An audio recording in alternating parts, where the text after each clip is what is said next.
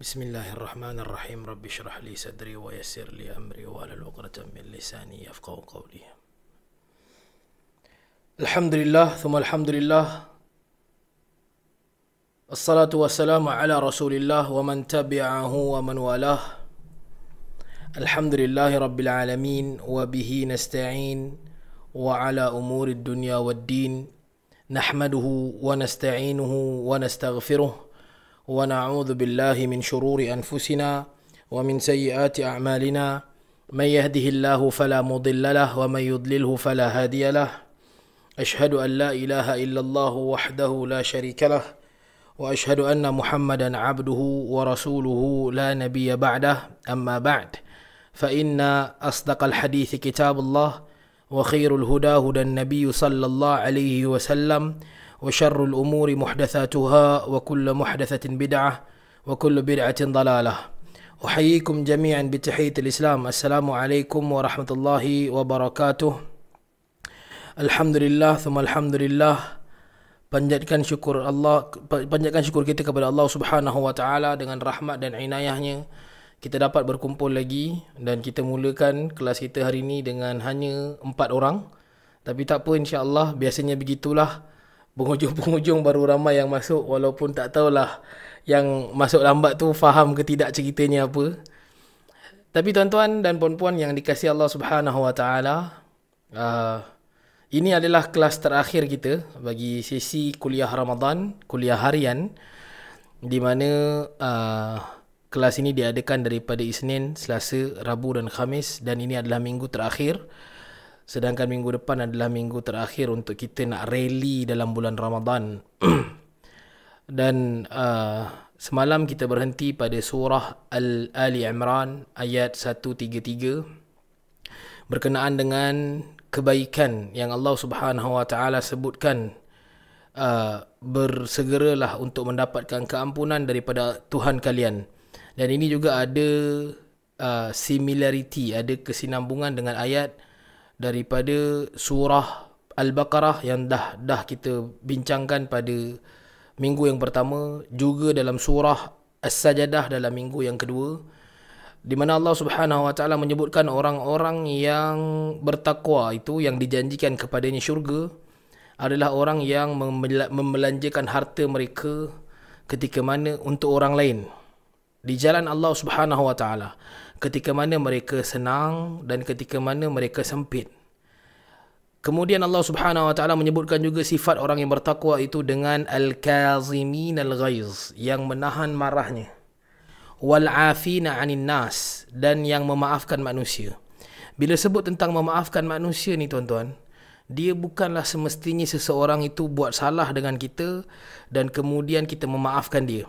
Afina 'anil nas adalah berlaku baik kepada manusia, bukan hanya spesifik kepada memaafkan sahaja, tetapi juga menerima kelemahan dan kekurangan orang lain. Ini juga termasuk dalam konteks afina 'anil nas.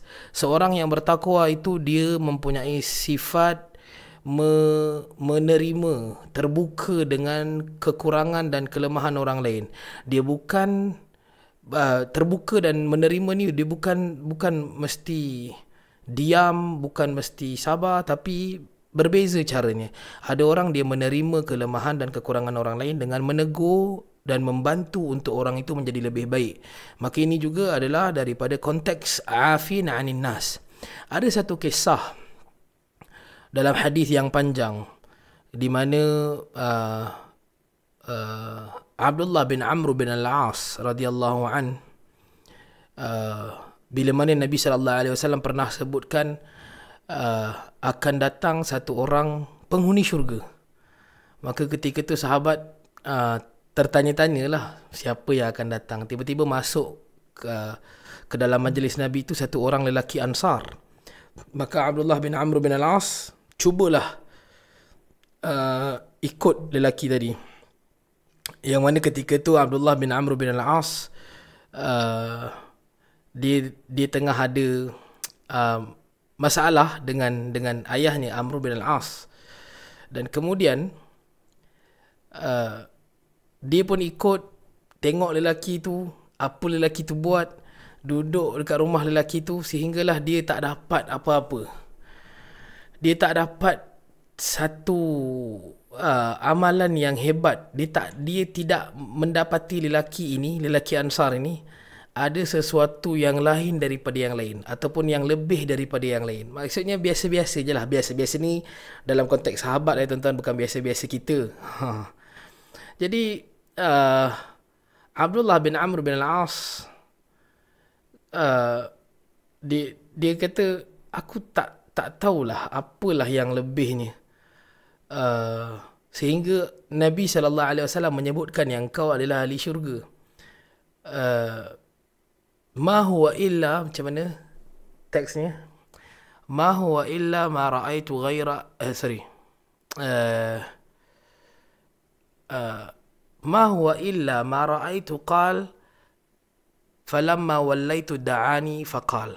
Kata Abdullah bin Amr bin Al-As, aku tak tahulah apalah yang membuatkan kau sehingga Nabi sallallahu alaihi wasallam menyebutkan engkau adalah salah seorang daripada ahli syurga. Jadi bila Abdullah bin Amr bin Al-As nak berangkat pergi, maka lelaki Ansar tadi menyebutkan, ma huwa illa ma ra'aitu ghaira anni la ajidu fi nafsi li ahadin minal muslimina ghishan. Aku tak tahu juga benda lain, tapi sepanjang hidup aku tak pernah rasa nak menipu. Maksudnya bukan saja tak menipu, rasa nak menipu pun tak pernah kepada mana-mana orang Islam. Tak pernah aku terasa nak menipu mana-mana orang beriman. Wala ahsadu ahadan ala khairin a'tahu Allahu iyyah. Dan aku pula tidak pernah rasa hasad, iri hati ataupun nak mengecam ataupun nak mengeji mana-mana orang yang Allah Subhanahu Wa Taala berikan kelebihan kepada dia, berikan kemewahan kepada dia, berikan kemampuan kepada dia. Sometimes it's happen to us bila kita tengok, alah dia tu pandai bercakap je kan, alah dia tu sembang kari je. Sedangkan itu adalah kelebihan dia yang tak ada pada kita. Kita tak pandai bercakap, orang tu pandai bercakap. Orang tu ada kelebihan dari sudut followers yang ramai, kita tak ada followers, kita duk kecam dia. Dia tu mengharapkan followers je. Begitulah tuan-tuan. Saya boleh simplifykan perkataan sahabat daripada Ansar ini. Dia kata dia tak pernah rasa nak menipu sesiapa dan dia tak pernah rasa hasad dengan kelebihan orang lain. Dan ini juga adalah satu kelebihan, satu cabang daripada afina anin nas, memaafkan manusia dan menerima kekurangan, kelemahan juga kelebihan orang lain. Dia tak pernah ada iri hati, tidak ada dengki, hasad kepada sesiapa pun. Ini juga adalah buah daripada memaafkan orang lain. Kemudian Allah Subhanahu Wa Taala menyebutkan juga tentang sifat-sifat orang yang bertakwa yang uiddat lil muttaqin, dijanjikan kepada mereka syurga, di mana kata Allah Subhanahu Wa Taala dalam ayat 135, walladzina idza fa'alu fahishatan aw zalamu anfusahum dzakarullaha fastaghfaru lidzunubihim wa may yaghfiru adh-dhunuba illa Allah wa lam yusirru ala ma fa'alu wa hum ya'lamun. Dan orang-orang yang apabila dia melakukan fa'alu fahishatan, dia melakukan satu keburukan, au zalamu anfusahum, ataupun mereka menzalimi diri mereka sendiri. Nampak tak Allah Subhanahu Wa Taala gunakan perkataan orang-orang yang bertakwa itu adalah apabila mereka melakukan kejahatan, kekejian. Dan ini menunjukkan yang orang bertakwa ini bukanlah mesti orang yang daripada lahirnya elok. Ada sahaja orang yang, sebab ni tuan-tuan, ini adalah satu motivasi daripada Al-Quran. Untuk kita ni yang ada kalanya kita merasakan yang kita dah terlalu jahat, kita dah terlajak. Ada kawan-kawan kita yang rasa macam, aku salat pun tak gunalah. Kot dia pergi kelas, dia dengar pula syarahan saya hari tu, yang orang yang melakukan riba ni adalah orang yang memerangi Allah dan Rasulnya, maka dia rasa down. Dia pun rasa like salat aku dah tak guna kan. Aku buat baik pun aku sedang memerangi Allah. So first thing first, aku kena keluar dulu daripada riba, baru aku boleh fokus kepada ibadah. It's not that way. Kita kena faham. Di mana Allah Subhanahu Wa Taala menyebutkan orang-orang yang bertakwa adalah orang-orang yang ketika dia melakukan kejahatan ataupun dia mengambil jalan yang menzalimi dirinya sendiri, dzakarullaha fastaghfaru lidhunubihim, dia itu akan segera meminta ampun kepada Allah Subhanahu Wa Taala. So siapa yang akan selesaikan hutang-hutang riba kita? Allah Subhanahu Wa Taala. Kita minta bantuan daripada Allah dan kita minta ampun daripada Allah atas kekejian daripada keputusan yang kita pernah buat. Yang tentu sekali ia bukanlah satu tempoh yang pendek, bukanlah satu jumlah yang kecil untuk kita boleh selesaikan serta-merta. Tapi inilah dia. Sebenarnya penilaian di sisi Allah Subhanahu Wa Taala it's not a result. Tapi bagaimana kita go through, kita went through the process dalam kehidupan kita, yang kita boleh sahaja, bukan boleh sahaja, kita mesti akan menempuhi satu keputusan manusiawi yang ada kalanya mengenepikan kepentingan agama dan juga kehormatan Tuhan itu sendiri. Kita ketepikan perintah Allah Subhanahu Wa Taala untuk memenuhi keinginan dan impian manusiawi kita yang tak ke mana pun. Maka kata Allah Subhanahu Wa Taala, wa may yaghfir dhunuba illa Allah, dan siapa pun yang dan tidak ada sesuatu yang mengampunkan dosa melainkan Allah, walam yusirru ala ma fa'alu wa hum ya'lamun, dan selagi mana mereka tidak meneruskan perbuatan keji mereka sedangkan mereka sendiri tahu salah perbuatan itu dan akibat daripada perbuatan itu. So maksudnya macam mana kalau kita nak fahamkan dari sudut orang yang berhutang di atas jalan riba tadi, dia tidak lagi menambah hutangnya. Bukannya maksud dia tak bayar hutang dah, aku dah ada riba dah ni, aku tak nak bayar lah hutang kat bank, ini riba ni. Bukan. Dia berhenti bermaksud pada kadar yang dia mampu untuk berhenti, iaitu tidak menambah hutangnya. Even ada orang dia selalu menjadikan hutang bank ni sebagai penyelesaian, kan? Hutang riba ni memang kena pakai kad kredit, kata dia. Jadi tuan-tuan, this is not the way. Dia akan diampunkan dosanya. Allah kata, wa may yaghfiru dzunuba illallah, siapa lagi yang nak ampunkan dosa melainkan Allah. Walam yusirru ala ma fa'alu, selagi mana dia tidak lagi meneruskan kerja-kerja jahatnya, wahum ya'lamun, sedangkan dia mengetahui, mereka mengetahui salah dan kejinya perkara itu dan juga akibatnya. Ulaika jazaohum maghfirah. This is the best part. Orang yang dia itu melakukan kejahatan, dia terlepas dulu dalam mengambil keputusan yang menzalimi dirinya, lalu dia meminta ampun daripada Allah Subhanahu Wa Taala, mengharapkan supaya Allah Subhanahu Wa Taala membantunya untuk dia mencari jalan keluar, untuk dia segera keluar daripada keputusan yang telah menzalimi dirinya.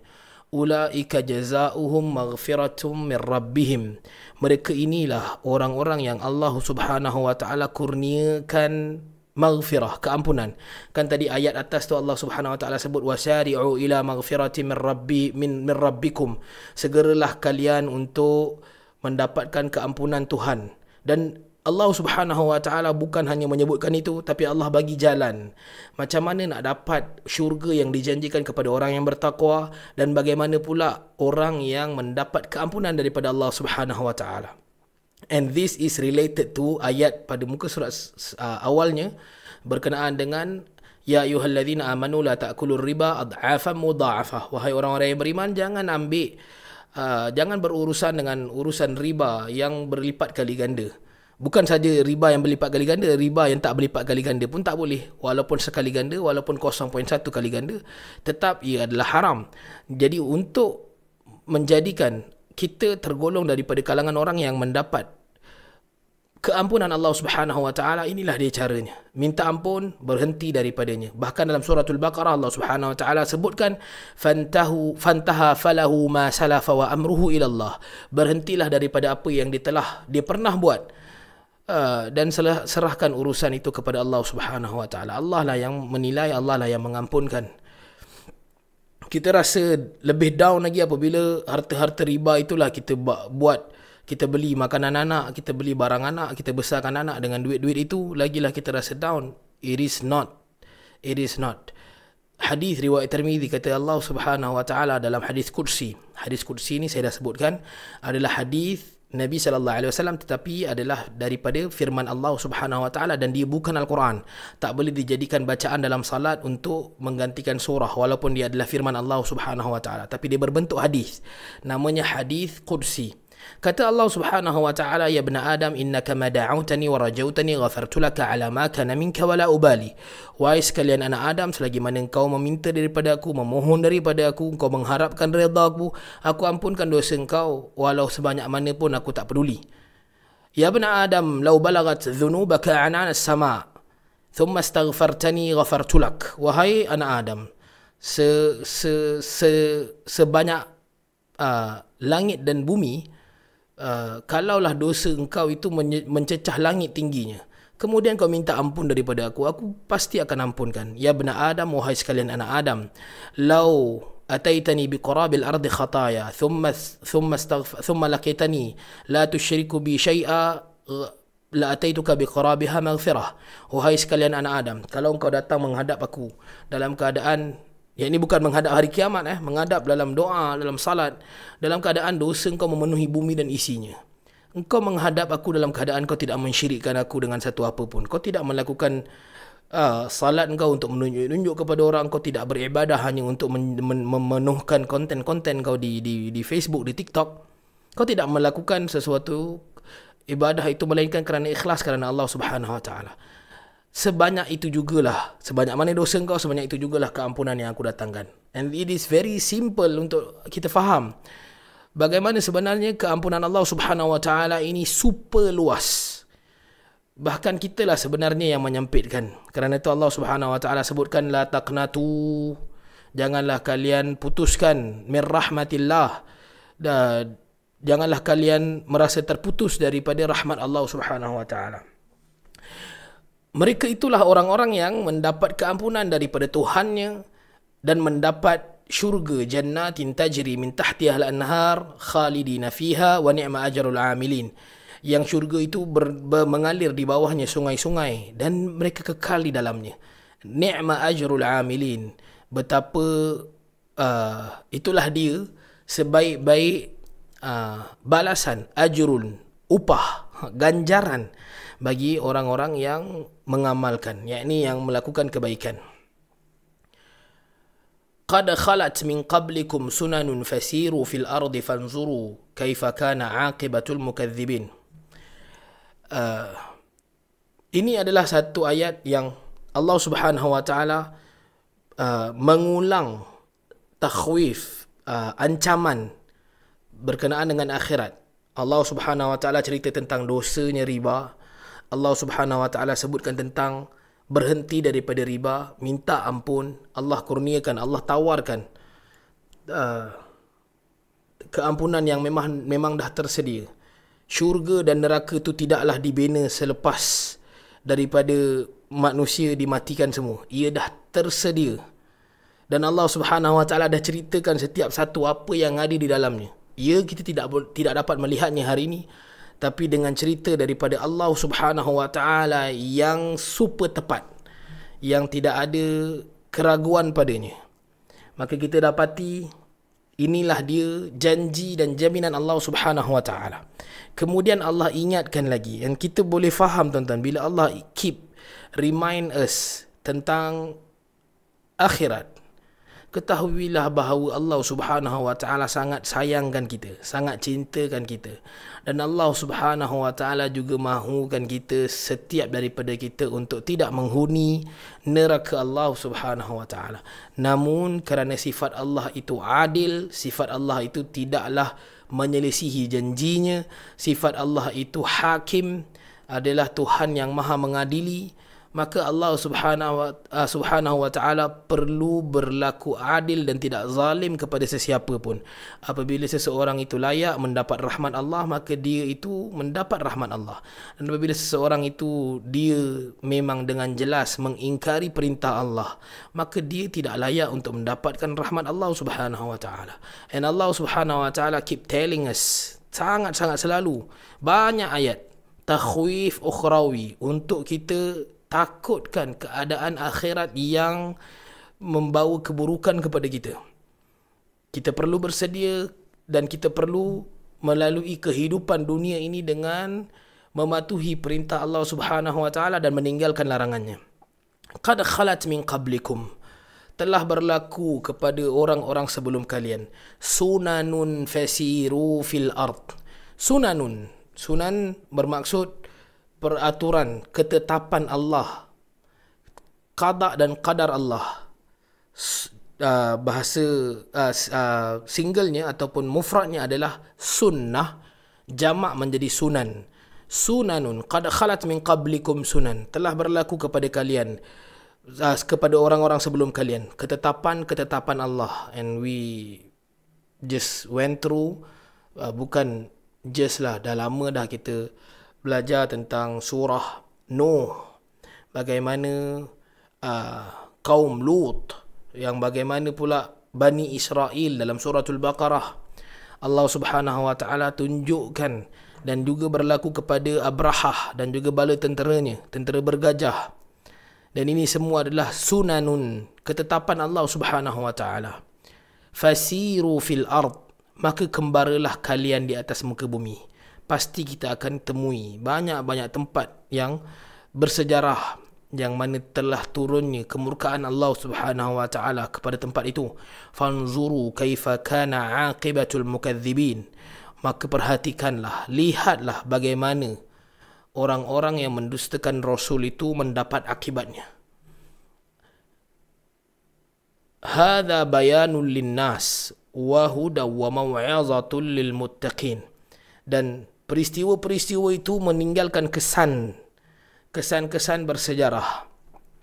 Dan itu adalah bayanul linnas, keterangan untuk manusia. Wahudan, dan menjadi petunjuk. Wa mau'izatan lil muttaqin, dan juga pelajaran kepada orang-orang yang bertakwa. So, untuk menjadi orang yang bertakwa, Allah Subhanahu wa taala dah sebutkan apakah sifatnya, dan untuk menambahkan ketakwaan, maka berjalanlah ke atas muka bumi dan lihatlah tempat-tempat yang Allah Subhanahu wa taala telah turunkan kemurkaannya, dan ia menjadi bukti yang jelas kepada manusia dan juga petunjuk dan juga pelajaran kepada sekalian orang-orang yang bertakwa. Wala tahinu wala tahzanu wa antumul a'launa in kuntum mu'minin. Allah Subhanahu wa taala sebutkan dalam ayat yang 139 tentang adat-adat dalam peperangan dan juga adat dalam kehidupan kita. Macam mana kesinambungan ayat-ayat ini? Cerita pasal perang dan kemudian cerita pasal harta yang dikeluarkan.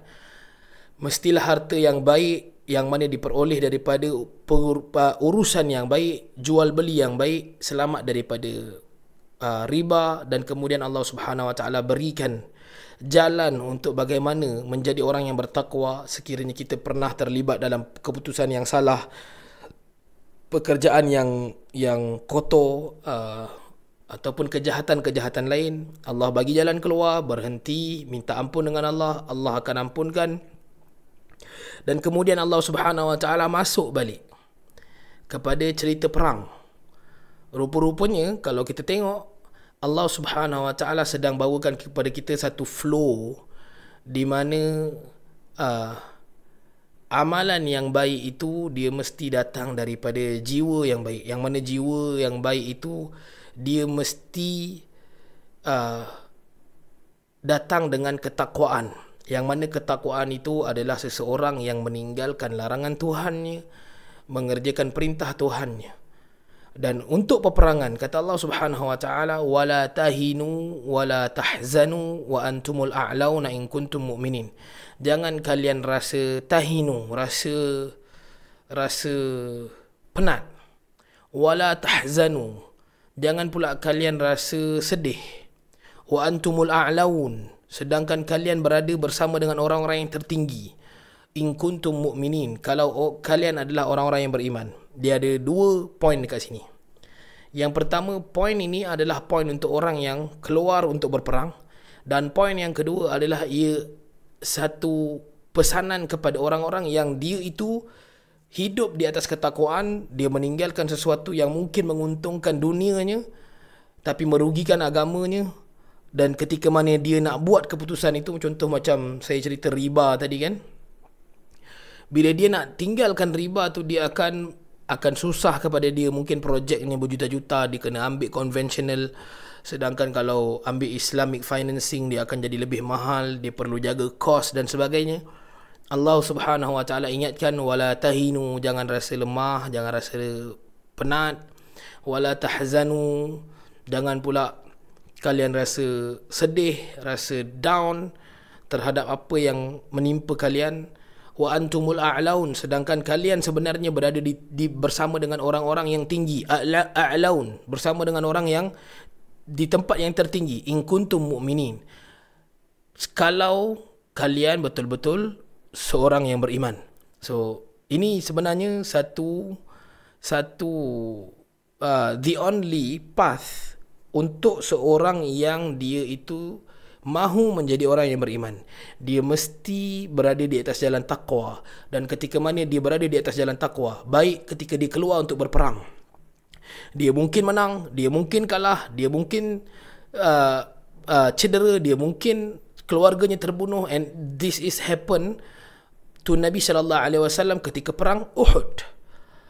Begitu juga dengan orang yang dia itu terpaksa meninggalkan banyak perkara yang selama ini menguntungkan dunianya, namun sekarang dia dah belajar, dia dah tahu yang Allah Subhanahu wa taala suruh dia untuk tinggalkan, dan ada kalanya kerana mengejar ketakwaan itu dia perlu untuk mengorbankan sedikit daripada bahagian perniagaannya, sedikit daripada hartanya. Mungkin income-nya akan berkurang, mungkin, tapi ini adalah sangkaan manusia semata-mata, tuan-tuan.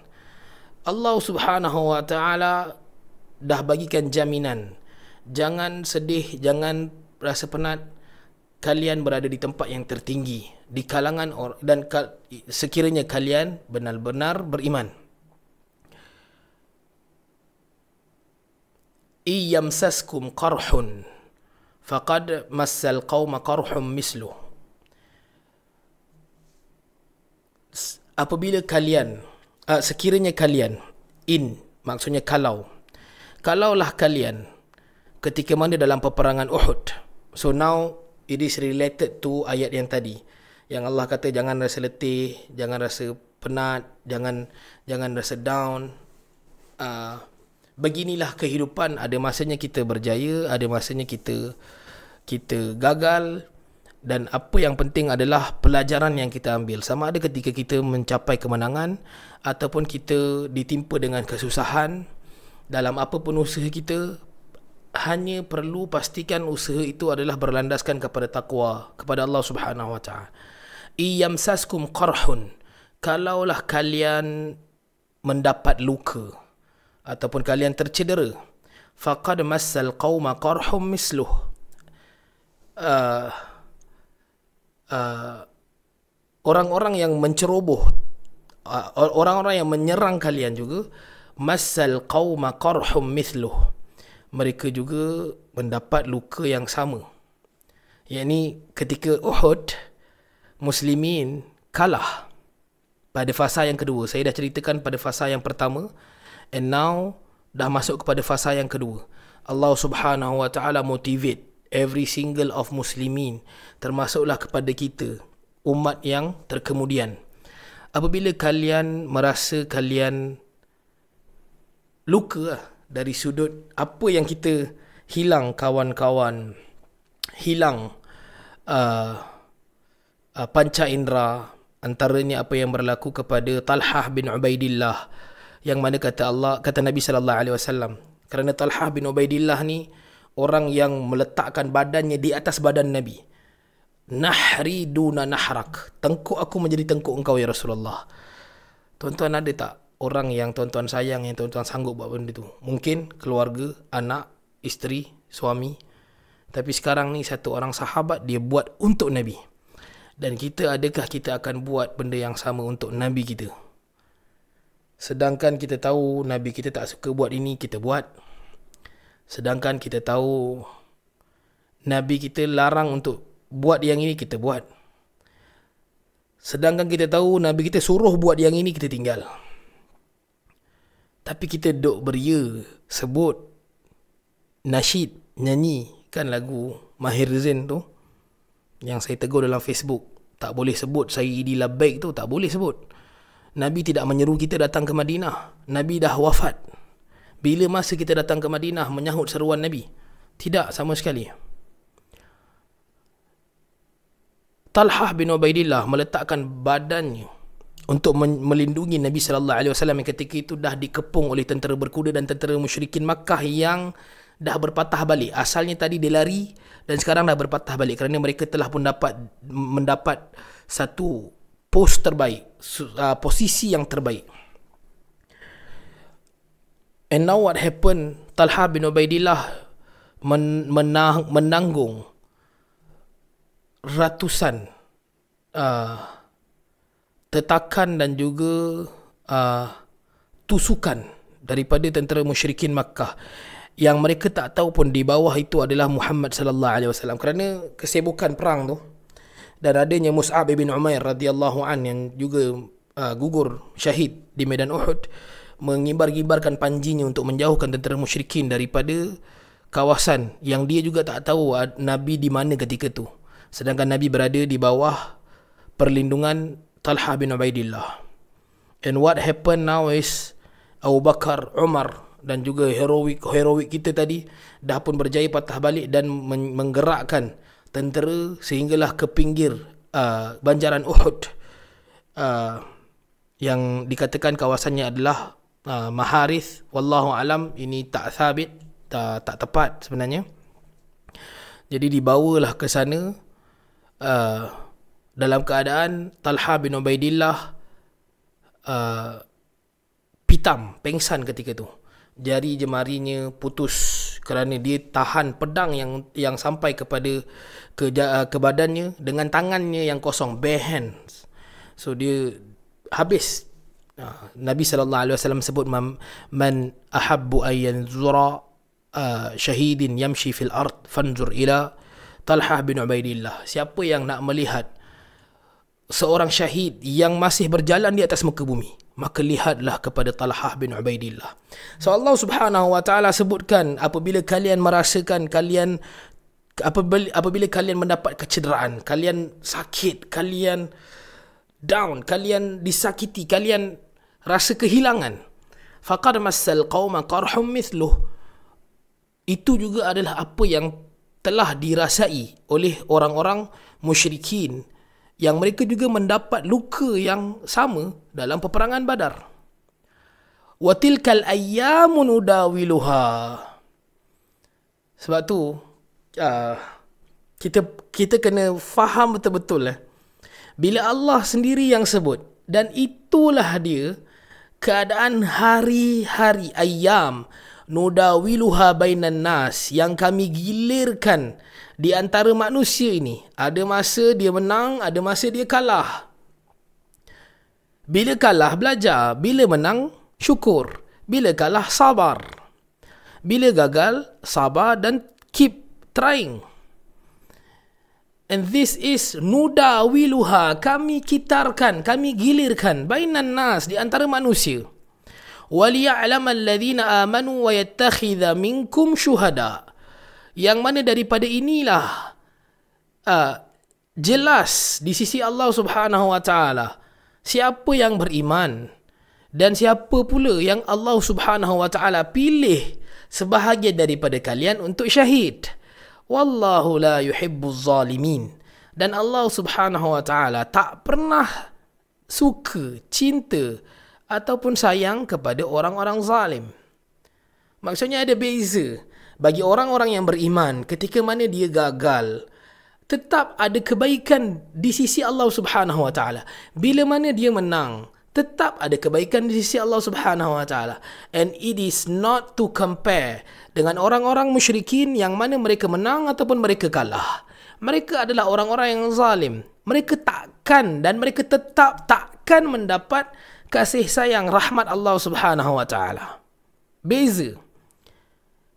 Kita kena tahu tuan-tuan, ketika mana kita berusaha sebagai orang yang beriman, berada di atas jalan ketelusan dalam muamalah kita, kejujuran dalam perniagaan kita, walaupun kita sedang menghadapi kesusahan, mungkin untungnya tak seberapa, kita keep trying dan kita buat benda ni for the sake of muslimin, for the sake of Allah Subhanahu wa taala.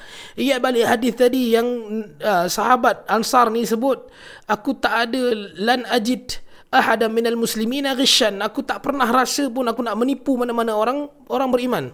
Selagi mana kita berusaha di atas jalan Allah Subhanahu wa taala, gagal ataupun berjaya itu bukanlah penilaiannya. Namun penilaian utama yang kita mahukan adalah tempat di sisi Allah Subhanahu wa taala daripada apa yang kita usahakan dan daripada apa yang kita letakkan kesyukuran di atas susah dan senangnya kita. Nampak macam senang cakap tuan-tuan. Tapi bukan senang bagi orang yang susah itu untuk dia bersyukur. Dan bukan senang juga bagi orang yang senang itu untuk dia bersyukur. Ketika mana seseorang itu dia susah, dia akan berusaha mempertingkatkan amalnya, zikirnya. Tanya apa amalan orang-orang berjaya, buat bersungguh-sungguh. Tapi bila dia berjaya, dia berikan alasan kesibukan dia menjadikan dia tak boleh dah nak kejar. Kalau dulunya boleh 20 tarawih, sekarang 8 pun susah. Kalau dulunya dia boleh disiplin untuk infak, untuk turun sendiri, bagi kepada saudara mara yang susah. Kenal lah ada saudara mara yang susah. And sekarang pakai postage je. Bukanlah saya nak memperlekehkan, tapi bezanya tuan-tuan, dari sudut dulunya kita bersungguh-sungguh dalam ibadah, dalam amalan, tapi kemudiannya bila Allah kurniakan kesenangan, kita jadikan pula kesenangan itu alasan untuk kita jauh daripada Tuhan. Macam mana kita nak jawab tu? Kan? Ada pula yang belum lagi dikurniakan kesenangan, adalah sedikit kelapangan, pun dah mula jadikan alasan jauh kepada Tuhan. Berapa ramai daripada kawan-kawan kita yang kita boleh nampak, ketika mana dia tak bekerja sangat, dia mampu untuk buat begini.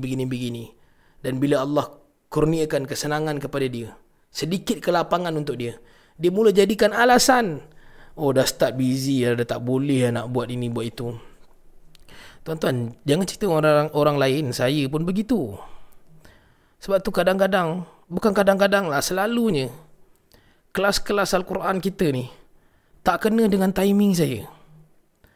Tapi saya tak nak jadi orang yang begitu, yang menjadikan tak kena dengan timing tu alasan untuk saya tak berkongsi dengan orang, tak buat kelas ni. Sebab kelas ni saya dah sebut banyak kali, bukannya untuk manfaat orang lain sangat pun, tapi sebenarnya untuk diri saya, untuk saya improvise penyampaian saya, untuk saya tak lupa ilmu-ilmu sedikit yang saya ada ni.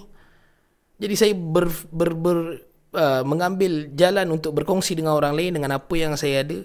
Sekurang-kurangnya saya dapat improvise. Saya tak kekok bila tiba-tiba ada grup umrah yang saya kena bawa, ada kelas yang orang jemput saya, ada ruang untuk saya berkongsi dalam live TikTok saya tak kekok. Nak bercakap dengan budak-budak, nak bercerita dengan orang yang mungkin baru mengenal Islam. Tak semua benda yang kita cakap pada bahasa kitab itu dapat difahami oleh orang ramai. Jadi perlukan banyak praktikal dan banyak latihan untuk kita improvise. Tapi kalau nak fikir sibuk, tambah kerja, jadikan alasan, minta maaf tuan-tuan, kita tak dapat buat kelas. Benda ni adalah benda yang saya cuba untuk against lah. Saya cuba untuk fight. Macam mana pun cubalah kan. Kalau dulunya ketika banyak masa boleh buat, sekarang sekurang-kurangnya janganlah mati kan. Begitu. Cuma bila saya terbang ke Saudi, siapa yang awal-awal dulu join kelas Al-Quran tahu yang saya cuba buat kelas Al-Quran tu daripada Saudi. Tapi sebabkan SIM cardnya tak kuat, line-nya tak kuat, saya pakai roaming Yang mahal sekalipun, roaming hanya maksimum 3 GB sehari. Dia walaupun dia unlimited, tapi dia tetap maksimum 3 GB sehari. Dan kemudian next GB tu adalah dengan kadar yang sangat slow, 100 Mbps kot. Jadi 100 ke 15 entahlah, tak tahu, tapi sangat slow. So kita gagal untuk buat, melainkan saya kena ada line SIM card Saudi yang broadband. Barulah saya boleh lebihkan penguasaan internet di sana. Tapi akhirnya kita decide untuk kita rehat setiap kali saya terbang. Tapi wallahil azim, saya merasakan yang, saya cerita saya tak tahu orang lain. Saya merasakan yang itu sahaja ruang semoga menjadi hujah yang baik untuk saya menghadap Tuhan adalah benda kebaikan. Tuan-tuan, saya selalu sebut dulu, kalau saya mampu saya bayar orang lain untuk bercakap dengan tuan-tuan. Tapi saya tak mampu untuk nak bayar upah kepada orang lain. Jadi saya sendirilah berusaha dengan apa yang ada. Dan saya harapkan bila saya post tu bukan untuk mengejar populariti, publicity, tidak sama sekali. Jauh sekali untuk tunjuk yang saya lebih pandai daripada orang lain. Tapi ia adalah satu medan pelajaran untuk saya sendiri. Saya sendiri tengok video saya sendiri nilai, yang ini aku tak patut cakap macam ni, yang ini sepatutnya aku kembangkan lagi. Kadang-kadang terlupa, kita duk pusing, divert topik sana topik sini, ada topik yang ada part yang saya lupa untuk terangkan. Maka inilah dia yang saya gunakan ruangnya. Dan saya sangat bersyukur ada orang yang nak dengar saya cakap, 3 orang ke 5 orang ke 7 orang ke, hari ni ada 8 orang. Alhamdulillah ala kulli hal. Tapi beginilah dia tuan-tuan, kita kena ingat, usaha kita mungkin tak besar, tapi yang penting istiqamah. Cuba untuk konsisten. Sesusah mana pun, memang kebaikan itu mesti dipaksa. Mesti dipaksa. Dia tak boleh nak tunggu kebaikan datang sendiri, lahir sendiri, konsisten datang sendiri, tak boleh. Dia kena paksa. وَلِيُمَحِّصَ الَّذِينَ آمَنُوا وَيَمْحَقَ الْكَافِرِينَ. Allah Subhanahu Wa Taala dah mula bawakan kisah peperangan Uhud pula. So now mula-mula Allah ceritakan, wa idh ghadawta min ahlika tubawwi'ul mu'minina maq'adal qital, ketika mana engkau meninggalkan keluarga engkau di Madinah untuk menuju ke Uhud, menyusun tentera-tentera di tempat-tempat mereka untuk berperang, posisi mereka. Kemudian Allah masukkan cerita Badar, dan sekarang balik kepada Uhud. Dan Uhud yang Allah nak bawakan kali ini adalah Uhud pada fasa yang kedua. Dan Allah Subhanahu Wa Taala membersihkan orang-orang yang beriman dan membinasakan orang-orang yang kafir. Walaupun keadaannya adalah Uhud muslimin kalah, tapi tetap Allah Subhanahu Wa Taala menjaga orang-orang yang beriman. Tetap Allah Subhanahu Wa Taala membersihkan mereka dan membinasakan orang-orang yang kafir. Maksud membersihkan ini adalah merujuk kepada tujuan kekalahan dalam peperangan juga adalah untuk Allah Subhanahu Wa Taala membersihkan orang-orang mukmin, orang-orang beriman itu daripada dalam bentuk pelajaran. Maksudnya di sini waliyumahhisallah. Allah gunakan perkataan mahhasa, menyelamatkan daripada kekotoran. Maksudnya orang-orang beriman. Dan ini adalah satu pengakuan sebenarnya, merujuk kepada orang-orang beriman itu tidaklah mereka itu 100% pure dalam hatinya. Ada tumpukan-tumpukan yang Allah Subhanahu Wa Taala bersihkan melalui pelajaran, dan pelajarannya datang dalam kekalahan di Uhud. Allah Subhanahu Wa Taala bersihkan orang-orang beriman, dan lebih jelas lagi apabila Uhud ini disertai oleh orang-orang beriman tanpa ada penglibatan orang-orang munafik, tanpa ada penglibatan daripada orang-orang Yahudi. Nampak tak? Orang-orang munafik, bila mana mereka ada sebahagian orang-orang munafik yang terlepas masuk dalam peperangan Uhud. Namun bila datangnya kekalahan, bila Nabi SAW dikepung, bila Umar bin Khattab radhiyallahu an mendengar perkataan Abdullah bin Abi Qami'ah, qad mata Muhammad, Muhammad dah mati, sedangkan yang dibunuh oleh Abdullah bin Abi Qami'ah adalah Mus'ab bin Umair, yang disangka itulah dia Muhammad SAW. Umar jatuh duduk. Dan ketika itu apa berlaku kepada munafik-munafik yang terlepas dalam peperangan Uhud ni? Mereka lari bertempiaran, lari balik ke Madinah. Takut tuan-tuan. So ini juga merujuk kepada perkataan Allah, liwaliyumahisallahu alladhina amanu, untuk Allah sucikan, bersihkan orang-orang beriman.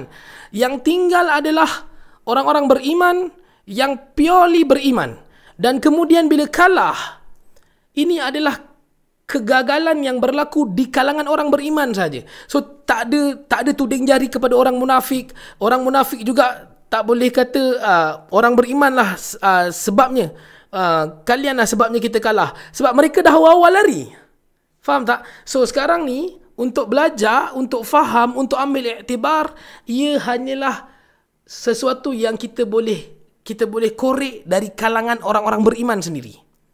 So jangan tuding jari, and this is our fault. Kita sendiri kena belajar. So ini juga benda yang penting. Kenapa Allah Subhanahu Wa Taala kurniakan kekalahan kepada orang-orang beriman? Orang-orang munafik sebelum ini mereka menyembunyikan kekafiran mereka, kekufuran mereka, sehingga sahabat sendiri tak tahu siapa yang munafik. Orang-orang Yahudi, dia orang menawarkan kepada Nabi dan Nabi tolak. Nabi kata, kami tak akan gunakan orang musuh-musuh kami untuk mengatasi musuh-musuh kami yang lain. So bayangkan kalaulah peperangan itu disertai oleh orang-orang ini, what will be happen? Yang ini salahkan yang itu, kita sebab kita ada Yahudi dalam tim kita. Tidak. So ini juga adalah jalan bagaimana Allah Subhanahu Wa Taala mendatangkan pelajaran. Konsep ini dinamakan sebagai tamhis. Satu jalan, satu cara Allah Subhanahu Wa Taala untuk membersihkan orang-orang beriman. Wa yamhaqal kafirin. Dan Allah juga menjadikan peperangan Uhud ini sebagai jalan untuk menghancurkan orang-orang kafir. Apa caranya? Sedangkan kita pun tahu pada fasa yang kedua muslimin kalah. Tapi bagaimana mereka boleh dihancurkan? Ini merujuk kepada mereka itu menang dari sudut fizikal, tapi sebenarnya mereka sedang menghadapi kejatuhan daripada kegagalan yang memang ada pada Badar. Mereka juga sebenarnya masih gagal pada peringkat Uhud kerana mereka datang 3,000 dan masih gagal untuk mengalahkan 1,000 itu secara terus. Dan mereka walaupun menang pada fizikal peperangan, mereka tak berjaya masuk ke Madinah untuk mendapatkan harta-harta rampasan perang kerana mereka tak cukup berani. Sedangkan pada penghujung peperangan Uhud itu, Nabi dan juga tentera muslimin berjaya naik ke satu kawasan yang lebih tinggi, dan mereka tahu bahawa muslimin cukup master bila mereka mendapat tempat tinggi. So mereka tak berani mara lagi, maka mereka pun berpatah baliklah ke Makkah dalam keadaan tangan kosong. Wa yamhaqal kafirin merujuk kepada Allah menjatuhkan dan menghancurkan mereka, membinasakan mereka.